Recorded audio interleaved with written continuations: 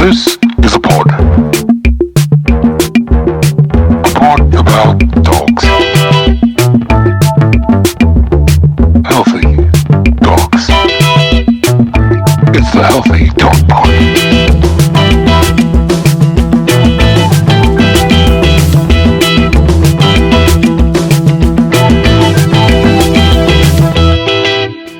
Thank you to the sponsor of this season of the Healthy Dog Pod, Field Day. Field Day is an Australian-made and owned dog health and wellness brand that creates products to help your dog live the best and healthiest life, inside and out. Field Day has a range of whole food meal toppers that target the top 4 health concerns for dogs: joints, digestion, anxiety, and skin. They're also really easy to use. You simply add them to the food that your dog already loves.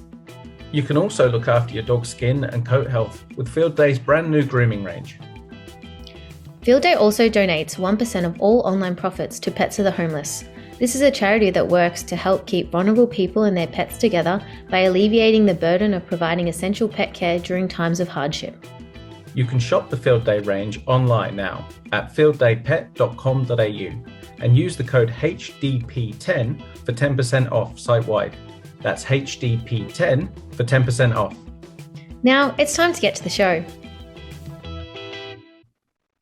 Hi guys, and welcome to the Healthy Dog Pod. We've got myself and Sophie as always, and today we're joined with Andy Hale from the UK. Welcome, mate.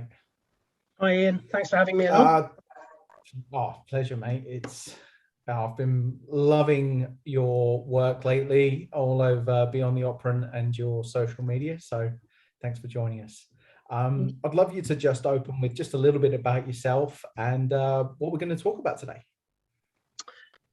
Okay, right. So I'm currently a certified animal behaviourist over here in the UK. Work primarily with dogs. But before that, I've got a human psychology background. So after leaving university, I worked in human therapy for about 15 years, I guess, 18 years before I came into the wonderful world of animals. So that's the one thing that I've always found interesting, and that's what we're going to kind of discuss and unpack a little bit today, I guess, is the role of what I kind of frame as the emotional experience. Because, and it might be worth just referencing what that is before we kind of start, I guess. We all share a lot neurologically and physiologically, biologically, and actually we share a lot of those things with our animal buddies, right? Because they have very similar, especially physiology and biology, and quite comparable neurology to a point. But the thing that is unique and personal is about how we all process and internalize and have sensations of those things that are produced through the neurology and physiology, and that is the emotional experience, right? So us three in the room together, we're all abstract normal, whatever that means, abstract normal human beings, right? And we share a lot neurologically, physiologically, but our emotional experience will be unique to us.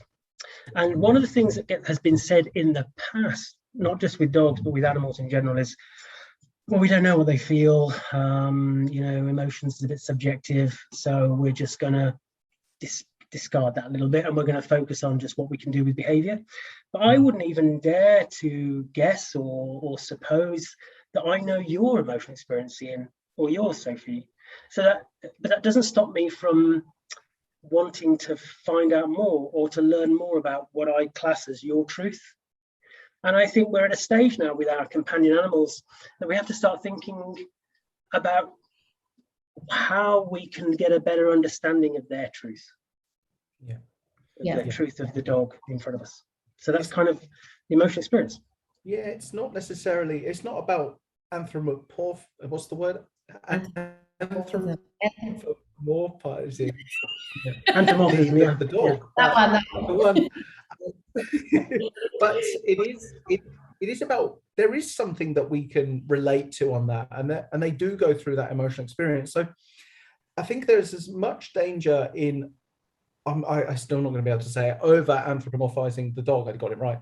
And as there is completely disregarding their emotional experience, it's definitely relatable. And you know, like you said, in the dog training world, a lot of the time when we're talking about modifying behavior, a lot of what we talk about is the observable behavior, that looking at it through that ABA lens. But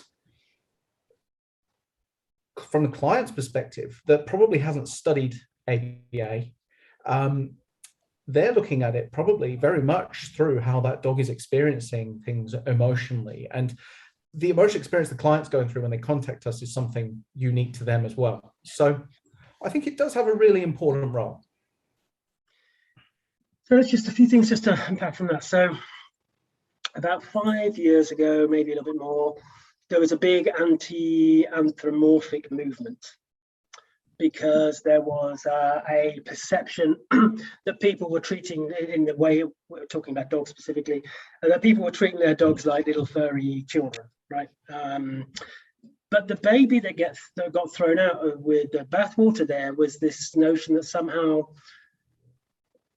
by not seeing dogs as little people, we are also going to discard their feelings and emotions and their emotional need and the emotional drive. And I think that is a big issue, because when we think about behavior, this is what I try to bring to the discussion, really. So it's quite a philosophical view of behavior. I package it as inviting people to think that actually there's only two types of behavior. There is the behavior we judge in others and the behavior we do ourselves, right? So this is really important, because if we think about the behavior we do ourselves, I would invite people listening in now to think about the last time they had to really think about controlling their own behavior. And there's a couple of important points about this. The first is that the answer to that is probably not very often, because we just do, right? Behavior is an expression of self. Our behavior is as unique to us as the clothes we wear, the way we have our haircut, right? The way that we need to express through our behavior. It's really important. The second part of that is when we do think about times where we have to be really mindful of behavior and have a sense of self-control over it, there is often times when we feel most uncomfortable, all right, because it's quite stressful. We can think back, most people can relate to this back to school days, of course, because of the way that the structured education system is designed and the expectations put on children's behavioural output. In the workplace, of course, there are expectations based upon us. And some of those expectations are valid, of course. You know, we shouldn't be bullying in the workplace. We should be respectful. Some of the things in the workplace, especially sadly, when we think about traditionally how women are seen in the workplace and the things that they should and shouldn't do, the things they should or shouldn't wear, and all these kind of things, it starts to become a little bit more, but also people recognize this sense of external pressure, arbitrary control, sadly in some relationships. So this is at the essence of it. Behavior, we don't know enough potentially about, when we think about dogs specifically, almost from the moment they come into our lives, traditionally, we have been looking at micromanaging that behavior output. We have decided arbitrarily that is acceptable, this is right, that is wrong, that is good, that is bad. This is what we expect from a dog. We don't know enough about what that does potentially to that dog's emotional experience, about trying to express through a behavior that, okay, we find inappropriate, but to them is very important. So I think this is the crux of it, and it's a lot to unpack and to get our heads around, guys. I get that. We have developed a heavily opera model around dogs. Now I could do a whole hour on just the history of that, right? Because there is a very much a timeline about that came about, but that kind of got us to a point where the zeitgeist was the dominance model, which fitted quite nicely with a more of an aversive approach, because it was very much about control and coercion. The more modern step forwards, or moving on, as I call it, not necessarily moving forwards, is starting to use positive reinforcement, which is really important that we recognize that. But we've still inherited a system which is still about predominantly arbitrarily changing, controlling, and creating behaviors based on a human narrative. Yeah. Yeah. And that's what we've got to start thinking about. And it's interesting you say about owners, because the other thing, so that the first part of that was the behavior we do ourselves. Just the first part to unpack there. That was great. Sorry, I just couldn't cut into that point. That was just important. When we think about the behavior ourselves, we know how complicated it is. That's the point. Behavior is complicated. And we also know that we do stuff based on how we feel, right? So behavior is emotionally driven. It's how you feel about stuff. There's a lot of stuff out there, especially with dogs, that somehow the environment dictates everything. Well, there might be environmental triggers, but how that emotional experience connects to that trigger is important, because the trigger itself per se is not necessarily the thing. It's how the brain has decided or put value onto something. The other part of that kind of two-sided thing was with the behavior we judge in others. And it's really important we understand that, because the human brain likes to create a worldview. It likes to create a belief system, a value system that it can kind of hang its hat onto, really, because the brain doesn't want to have to keep cognitively reappraising all the time, because it'll be knackering, right? Do I like coffee? Don't I like coffee? Do I like cornflakes? Don't I like cornflakes? No, I like them, I'll have it, or I don't like them. The problem with that is, as soon as that worldview has been created, the brain wants to protect that worldview. So it starts to create cognitive distortions and cognitive biases, like belief filters, if you like. And this is the big challenge, of course, because there's so many things here, guys. It's just a big thing. But as soon as we're born, if you like, we are coming into a conformist system. We just are. Most of us go through a structured educational system. Most of us are living in a society where there are laws and social cohesion and all these kind of things. So we are designed then, in many ways, to have this idea of behavior being on a continuum of good to bad. So a lot of our clients then, they've already in their heads, they think this dog is bad, or the behavior is bad, I should say. They might think the dog's bad, the big one is, this is why one of the talks I give is Rethinking the Naughty Dog, because we use the word naughty, not the dog's being naughty. A lot of these labels, of course, come from how the kind of psychology behind children, and how we want to label them, and how we want to kind of fit them into a conformist model. That's another thing. So this is important. So when we go and see a client, quite often they already feel, based upon that quick thinking, as we call it, that the dog's bad, dog's bad behavior. But what you alluded to, Ian, is right, because what I found is, once clients hear something a bit different, their heart, if you like, is telling them, actually, my dog's struggling emotionally. But they don't have necessarily the narrative to frame around that, when society is saying, my dog's being dominant, my dog's being naughty, that dog's being bad. We've got a TV show over here called Dogs Behaving Badly. And it just fits into all this kind of narrative, really. So, this is why it's important to think about things differently, and also to recognize why we have that quick thinking. Why, as soon as we start to have a worldview, we create expectations and judgments around that. As soon as those expectations aren't being met, we are prone to want to control, change, and coerce behavior. It's just the reality, the psychology of how things are. So I get it why clients have gone down an aversive route, or have kind of seen stuff on telly and thought, well, I'll try that.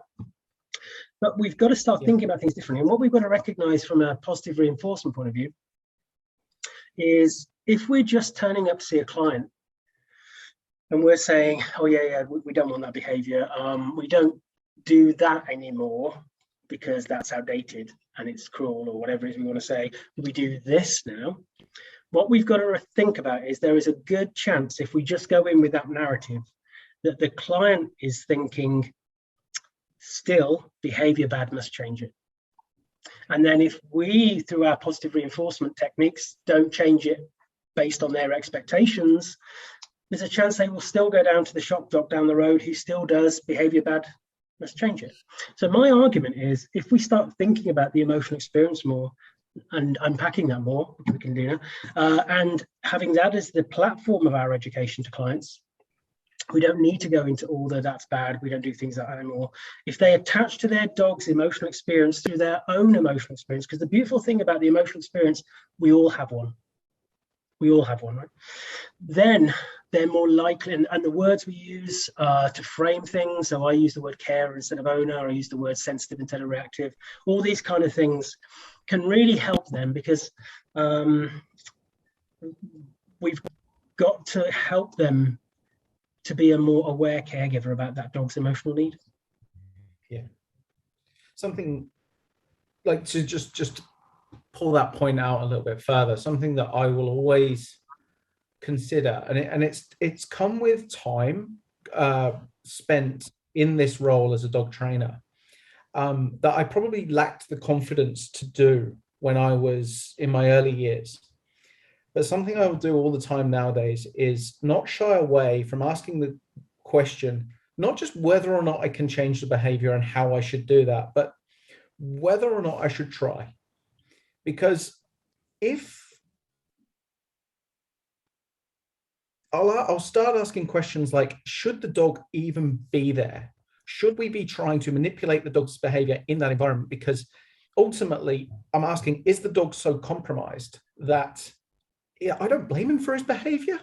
It's there's so many, and that comes around from social expectations and social norms that people will already have in their head before they've even got a dog, such as, I must do this, I must get him used to the dog park, he must be social with all dogs, he must go for 2 walks a day, and all of these preconceived ideas. So when I'm working with a client, I'm at first I'm going to information gather. I'm going to go, okay, where does this person see, where does this dog fit in this person's life? What are the expectations of this dog? Because a lot of the time the initial conversation is around setting those expectations and making sure that not only the dog set up for success, but also the client. As a client, I want to make sure that I'm putting them in a position where they're likely to see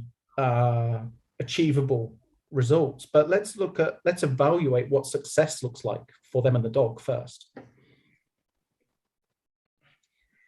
Yeah, I love that. I love that last little bit there, because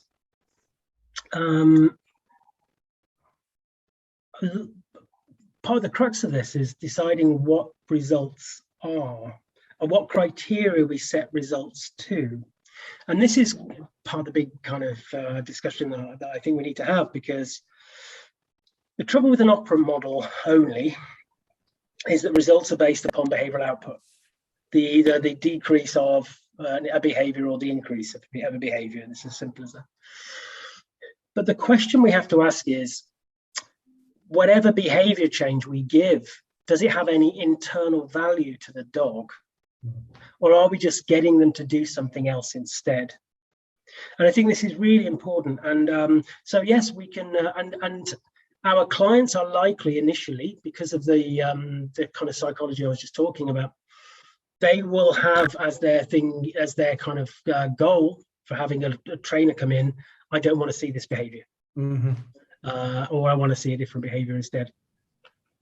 We have to, so we don't have to, of course. I would invite people to think about getting them to be part of a process that is actually recognizing about where the behavior, the initial behavior, came from in the first place, rather than just thinking about arbitrarily what we're going to replace it with.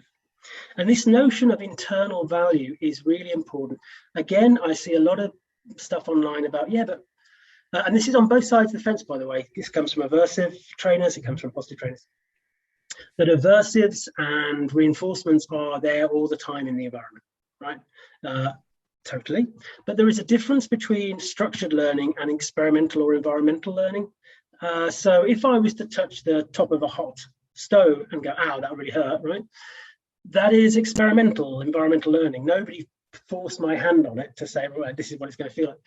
And I invite people to think back to their school days again, to try and remember what they learned through structured learning.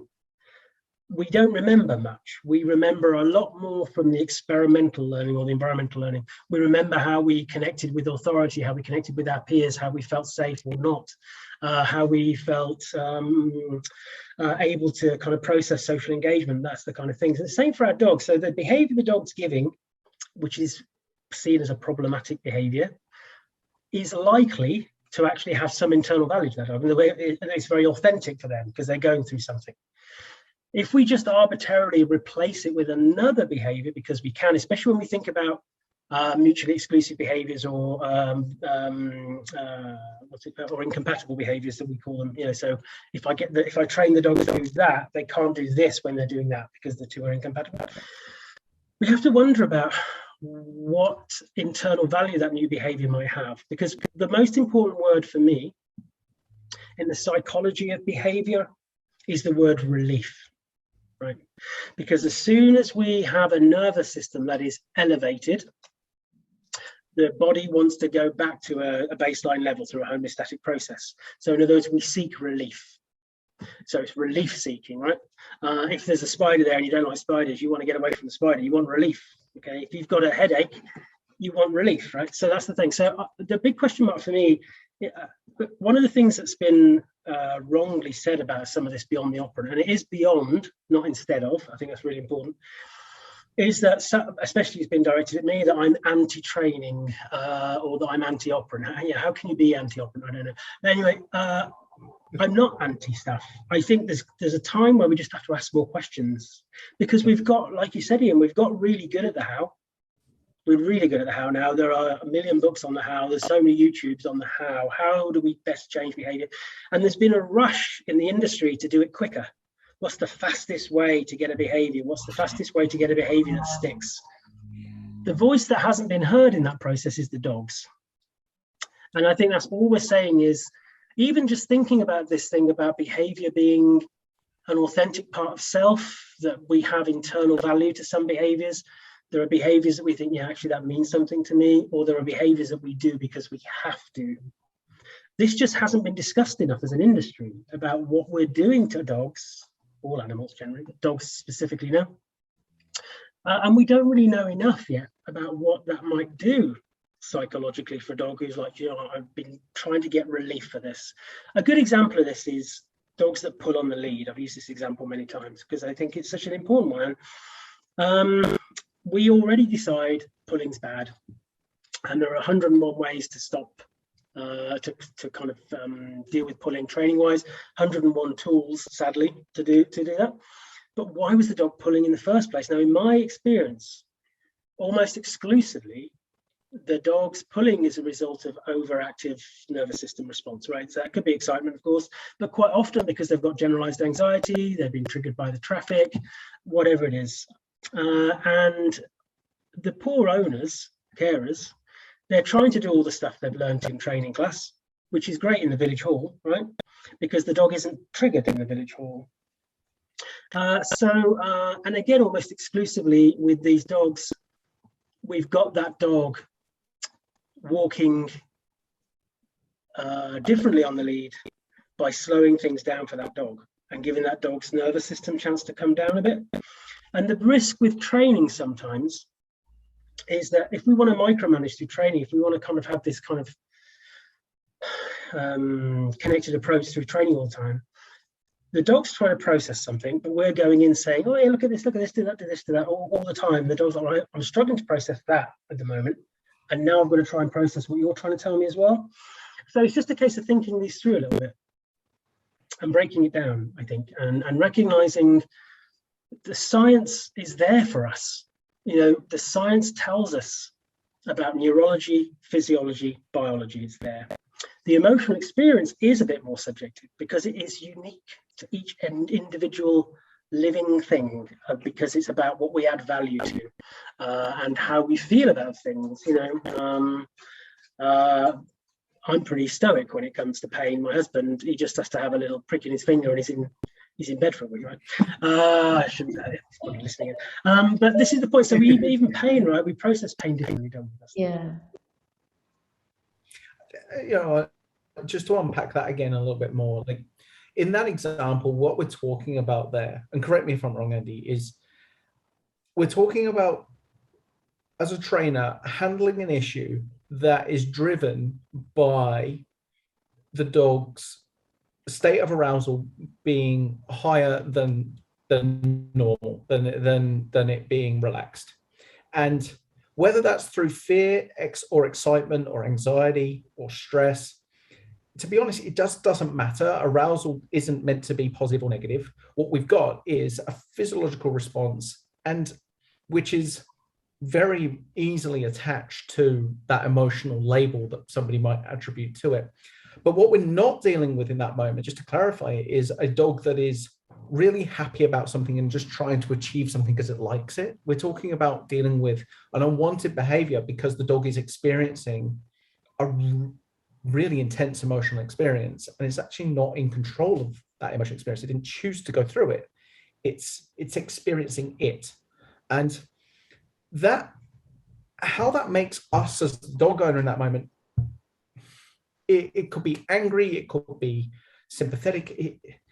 It does vary from individual to individual. And that's something that we've got to make sure that when we're working with them, like you said, what are the factors that are driving that dog's emotional experience? How does that make the owner feel? There's so many different things that we need to consider before we even consider how to change the behavior.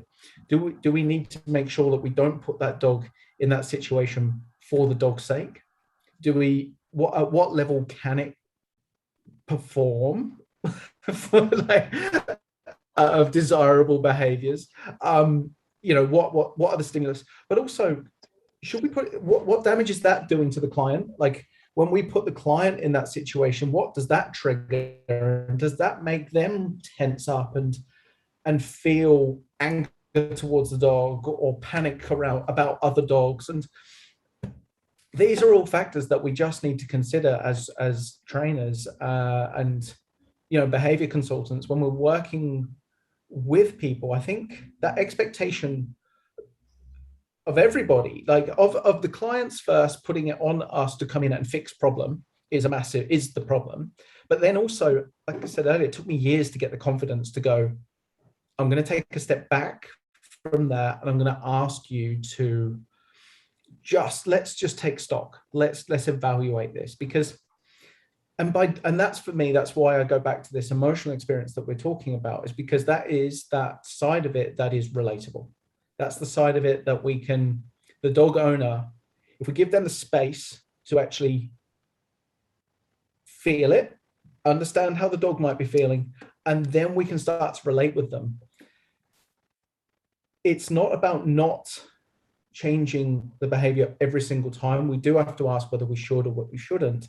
But the way that, for me, the access route to be able to get to that point is that creating a connection where the client can finally relate to the dog.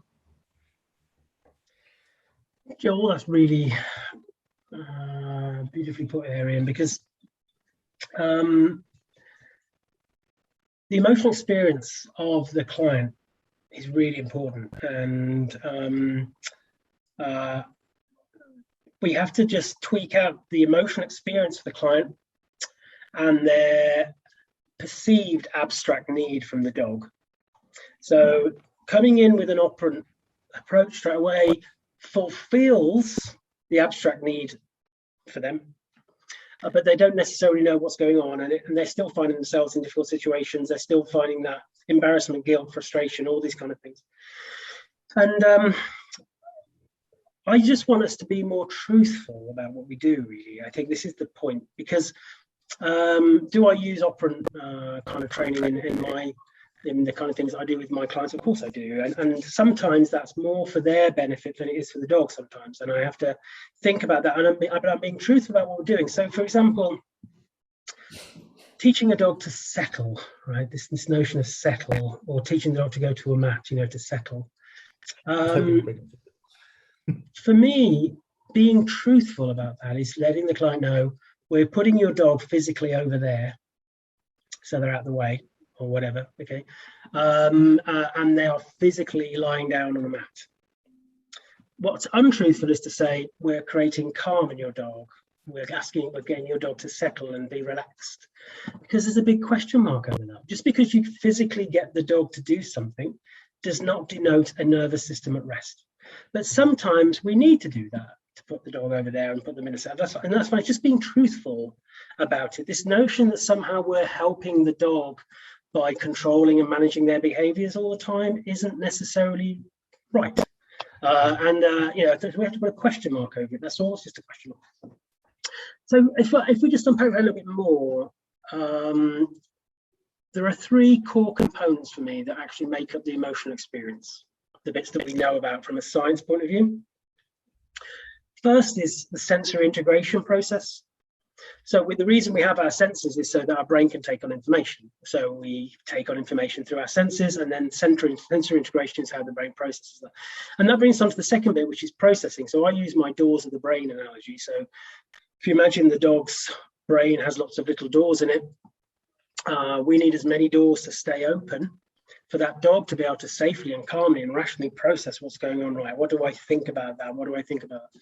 And ideally, we want that processing in the ideal way is that a lot of that processing is done subconsciously, because we take it for granted as abstract human, abstract normal. I put the abstract in the front because what's normal? Abstract normal adult human beings, that over 95% of what we process, we do subconsciously, because it would be exhausting otherwise. Remember, the brain doesn't want to have to keep rethinking stuff. So it's like, okay, I get that. So I don't have to keep rethinking about that now. It's just in my mind. So the problem is pain and stress are big door closers. Big door closers. And remember, excitement is stress. It still affects the nervous system. So when the dogs are in a more kind of aroused, if you want to use that term, state, we're already losing some doors, so they're less likely to process what's going on. And then the final bit is the nervous system. Now, of course, the nervous system is part of the brain as well, but seeing it just as a separate entity, just for clarity, the nervous system is always listening in, right? And if the nervous system takes over, then we just haven't got enough doors left open to cognitively, consciously override that. And I use the bucket analogy for the nervous system because it's a good one. It's very simple. So the nervous system is the empty bucket. The water in the bucket is the stress, how much that nervous system engages. The fuller the bucket, the less doors we have open, the less chance of a mindful, rational, and this is important, self-regulated response. The more chance of an emotional, potentially irrational, dysregulated, and most important word here, reflexive response. When our buckets get full, we don't think about it, we just do it. This notion that somehow the dog is learning from feedback all the time, in the moment, a lot of the time we just do stuff, right? So this is the emotional experience. And the good thing is those references will be applicable to the client as well. And I use this term alignment. So I'm just trying to find some alignment, that middle ground, if you like, between the carer's needs and the dog's needs. And that's where I want to explore. For far too long, we've pulled the dog over to human need. I don't want you doing that. I need you to come to the beach with me. I need you to do this. I need you to do that. And you're right what you said, Ian, because actually a lot of the clients are putting themselves in situations that is also very stressful for them. So I always start my consults by asking my clients, how do you feel about stuff? I like to use that word feel because we feel stuff, right? How do you feel when Rover's doing that? And they'll say, well, it's embarrassing. I feel guilty. I feel sad. I feel, and they give me an idea then a little bit about how much of their, I call it being available, right? So we have to be available to the truth of another, but we can only be available if we're allowing our brain to be in a cognitively reappraising state. So in other words, if you were telling me something, Ian, about you and your experience and my own nervous system is elevating, I can't truly be available to you now, which is hard, right? Because when we think about how polarizing a lot of stuff is, politics, religion, it's hard to be available to the truth of another sometimes when your own belief system is being challenged, right? So I need to listen from the client about what their truth is, their truth, through that, because of their belief system, what they believe is going on, how they feel about stuff. The next thing I'll discuss then with them in a neutral way is about the emotional experience. and about these using these analogies. So I can say to them then, wow, your bucket must have been a bit full. Your bucket must get full. In fact, I wouldn't mind betting your bucket's filling as soon as you step foot outside that door, right? And they're like, my God, it is. In fact, my bucket starts filling when I finish my coffee and think, shit, I've got to take the dog out for a walk. And I said, right, so we need to give you some relief. Yeah, God, I need relief. Good, great. And then using the doors of the brain analogy, because quite often, clients will say to me, and we can make a bit of a light of this, but somebody will say something to them when they're in the street about the dog, right? Your dog should be muzzled, your dog should be. And it's only later that they think, oh, I wish I'd said this to them. I wish I'd said that to them. And I said, well, that's the doors of the brain, right? Because your doors are closing rapidly now. You can't think straight right now. Because we can always think of something really cool to say half an hour later, right? Yeah, always. So now we're bringing the client in, and then I can talk about Rover. Because now I have a shared experience now.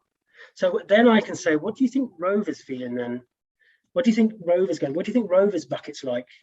Do you think Rover's got many doors open? Do you think when you do that thing you do? And I always say that, and I always say to them, I'm asking you without judgment. We're just asking, when you do that thing that you'd seen on the telly that somebody else had done, do you think that's opening doors for your dog, or do you think that's closing them? Do you think that's filling the bucket, or do you think it's draining it? And it's just allowing that client to have those moments. Now, does everybody think, oh my God, yeah, I get my dog's emotional experience? No, because some, and it's only a small number, but their belief system, their value system is pretty fortified around a specific view of what a dog should be. So we can't necessarily, even if we get our language right. So as I say, language is important to me. Calling them carers, writing support plans, not training plans, using the word relief. Instead of saying we're going to reinforce this behavior, I'm going to be like, we're going to do this to give your dog relief. Thinking about using the word sensitive instead of reactive or aggressive, because guess what? They're sensitive to something. That's why, because they're not happy with it, or else they wouldn't be doing it. That can help, but some people we can't necessarily help them at that moment. And I've had people that I've worked with, and I've never seen them again, and that's because they weren't open to this, and I get that. But I've had many who 2 or 3 years later they come back in and they, Andy, I get it now. I had to go through all that. And this is the thing about our own journeys, about us finding our own truths, and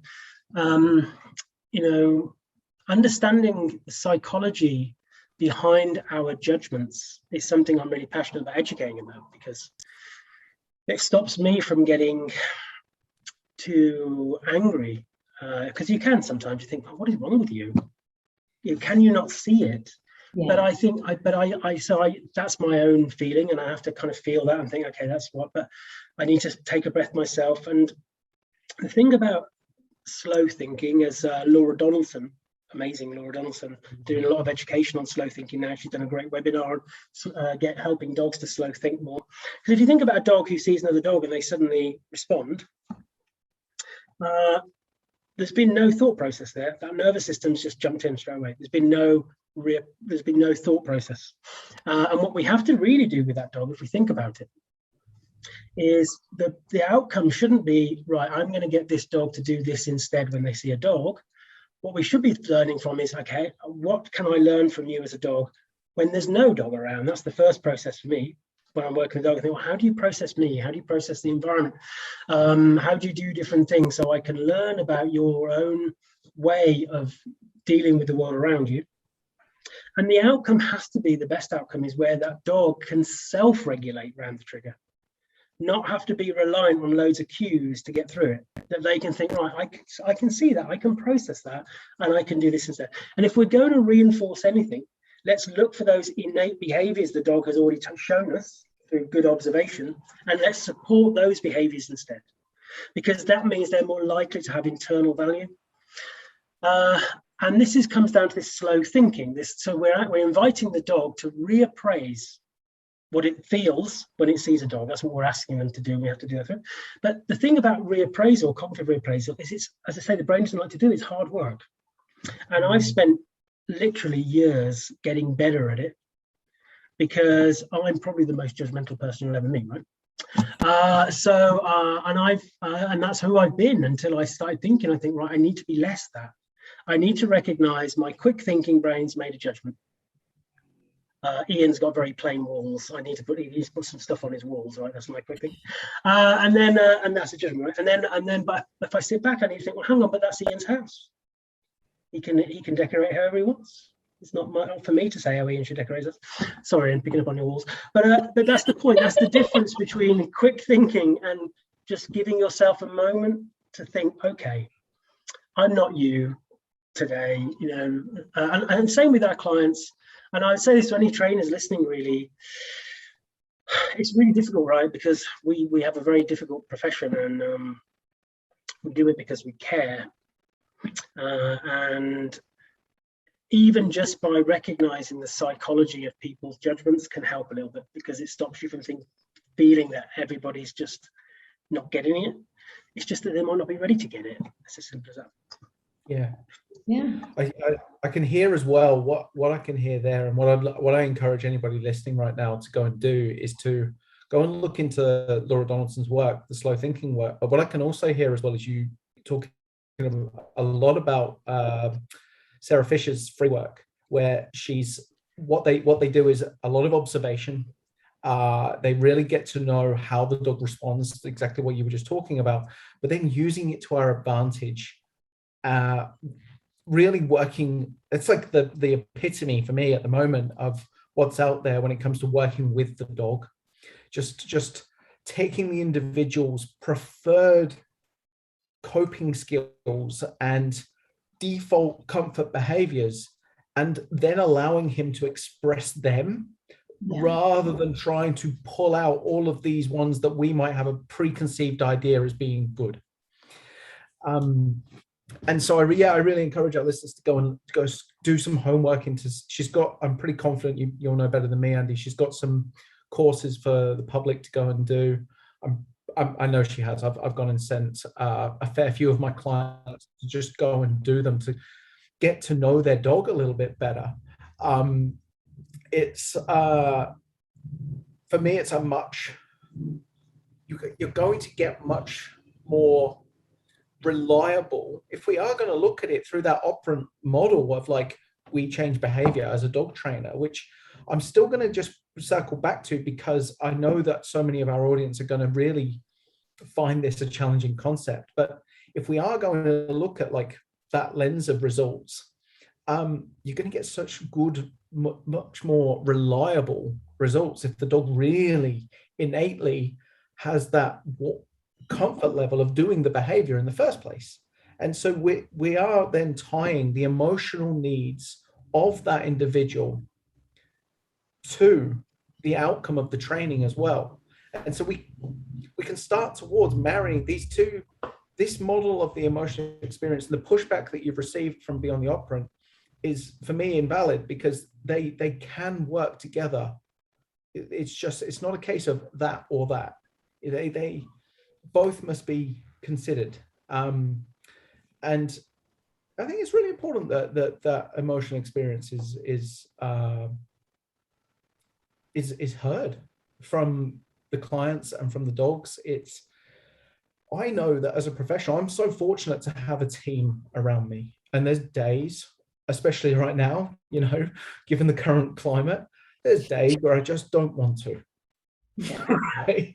And I know that most days I'm pretty high functioning. I love just getting shit done, but there's also days where I just can't. And so that's my personal emotional experience. And if I am forgiving of that of myself, then I should be affording others, including my dogs and my clients' dogs, the same. We shouldn't be holding them to this robotic expectation and outcome day in, day out. And that's the arbitrary nature of a lot of training that we have to recognize. So there has to be an arbitrary element to a point. So if I go to meet a client for a coaching walk, we've agreed to meet Tuesday, 10 o'clock. It's a very arbitrary time, but we have to do that. I can't just have this completely fluid diary, right? So we have to be there. But I have to be mindful of, okay, we've decided, humans, 10 o'clock Tuesday, when that dog arrives, I have to think, how's Rover doing today? What's Rover? Yeah. What's his mood? How's he? And I need to start that session off really slowly so that Rover can tell me where they're at. In my head, I thought, right, we're going to go through back into Paying, into Victoria Park, down onto the seafront and across the beach. That's what we're going to do today, because that's what we did last time, and Rover did really well, right? But today, Rover might be telling me, I'm struggling with that today, and I think, okay, we're going to go just stick to the back lanes. And we just got to be adaptable as much as we can. And I think the problem is, guys, that there's been a lot of perceived wisdoms in the dog industry for a long time. Many of them based upon kind of discussions of learning from about 40 years ago, to be honest. It is literally that dated. And so I get why there's a bit of a challenge to some of this stuff, and especially because some of the other methods work, right? Remember, if we're looking at the criteria of results based upon behavioral output, well, why fix it? Because it's working. The question is it working for the dog? I think that's the most important thing. And I think especially with dog work, which I do a lot of, or dog-human sensitivities and that, it could be the second or third session before I introduce another dog, for example, because I've got so much to learn from this dog first. And the biggest thing for me, and I would say probably half to even 3/4 of the dogs that I work with, the problem isn't the trigger per se. You know, there's this notion of, oh yeah, so it's distance increasing behaviors and the dogs are scared and all this kind of stuff. It's not what I see. I see a dog who's actually told me through other observations, and this is, I'll come back to Sarah in a second, Ian, because I think I'd like to reference that, but good observations will tell me, right, you're a big olfactory processor, or you're big at hanging back and looking at stuff.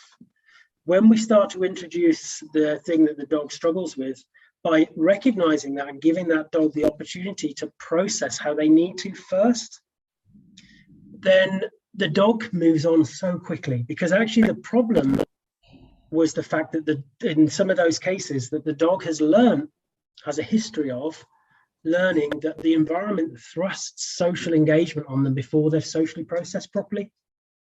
And it's such a simple principle, and it's one we take for granted, right? But for some of these dogs who are a little bit more sensitive, they just want to sniff, they want to have a look, they want to do stuff, but they've got dogs running up to them, they've got people trying to touch them all the time. And interestingly, we've got little Molly, the foster pup. She's a big processor. And I've seen it already with her where, you know, some people don't even ask, right? Pisses me right off. They just walk over, oh, puppy, I'm going to touch you. So when that happens, she is all wriggly bummed and she jumps up for a moment. When they stop, she starts sniffing their trousers, right? And actually, when I can control the situation better and not have people just run up, I say to people, actually, if you could not touch her, but just let her sniff you. And the first thing she does is sniff. Now, let's just think, so she's only 16 weeks. Also on the leash. So she's got a harness, a nice long leash, and we just let her sniff and let her process, and she just does things really well. She's already walking really well on the lead because I'm giving her time to. I've not done any loose leash walking with her. I've not done anything like throwing. I'm just giving her a chance to process the environment. And I do wonder how many of these issues that we have, like jumping up, because guess what? The dogs are being put under social pressure, pulling on the lead because they're not having a chance to process the environment properly, so they don't bother anymore. They're just going through it. We then have to train out them again when they're adolescents, because we're like, oh my God, the dog's jumping up, the dog's jumping up. So these are all the question marks. Coming back to Sarah Fisher, so ACE Connections is the Facebook group. Everybody must join it. It's great. ACE is her educational platform, animal-centered education.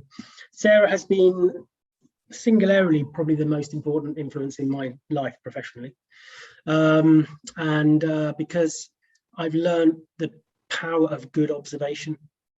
And if you're going to have a different way of viewing things, we have to re-educate ourselves, really, because I went through a very operant phase in my life. I went through I must do it quicker, got to be fast, boom, boom, boom, yeah, let me show you how we do this, yeah, give me the lead, I'll show you, all that kind of stuff.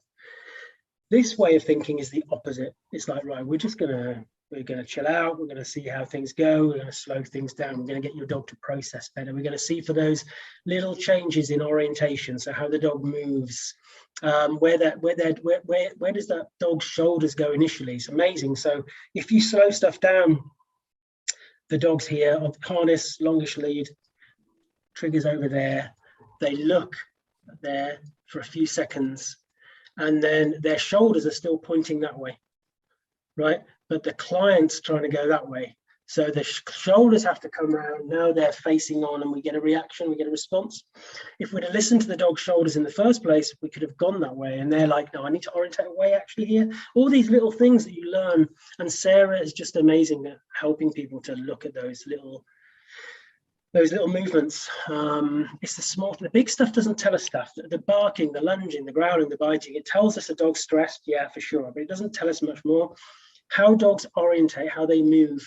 When I first meet a dog who might have dog issues around dogs, struggles around dogs a little bit, it's interesting to see how they orientate around me.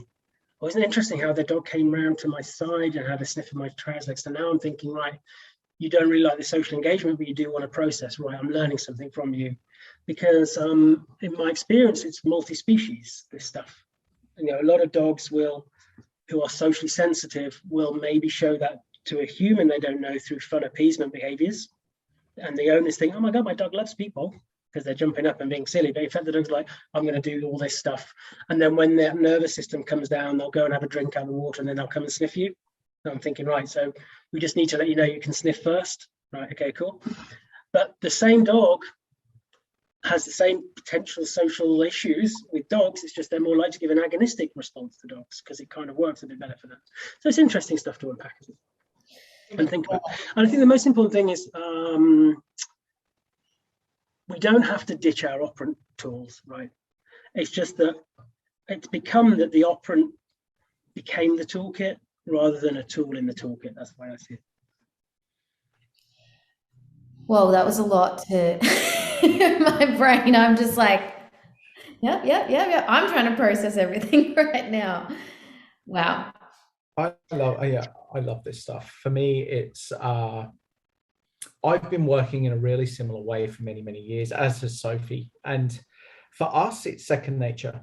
And we're always learning and we're always improving. But for us, it's second nature to really take this sort of information on. I really enjoy this take. I completely agree. The operant model is so important, but it's a tool within a toolkit. I really agree that taking a step back and observing first, making sure that we're working with dogs that are in a